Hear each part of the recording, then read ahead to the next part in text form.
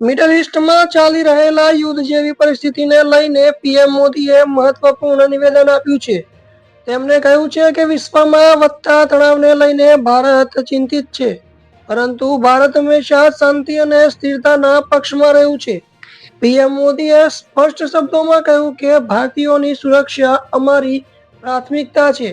સરકારે દરેક પરિસ્થિતિ માટે તૈયાર છે.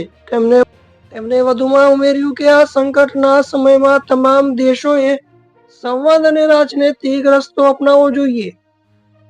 સૂત્રો મુજબ સરકાર સતત પરિસ્થિતિ પર નજર રાખી રહી છે અને જરૂરી પગલાં માટે સંબંધિત મંત્રાલયો સાથે સંકલન विश्व ચાલી में चल रहे अनेक तनावों को लेकर भारत की सोच स्पष्ट ही है।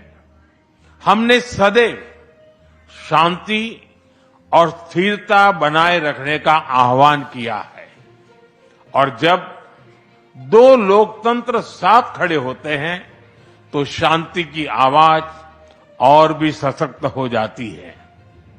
पश्चिम एशिया की वर्तमान स्थिति हमारे लिए गहरी चिंता का विषय है।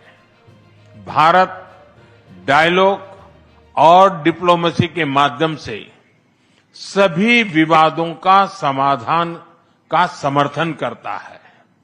इस क्षेत्र में मौजूद सभी भारतीय नागरिकों की सुरक्षा के लिए हम सभी देशों के साथ मिलकर काम करते रहेंगे।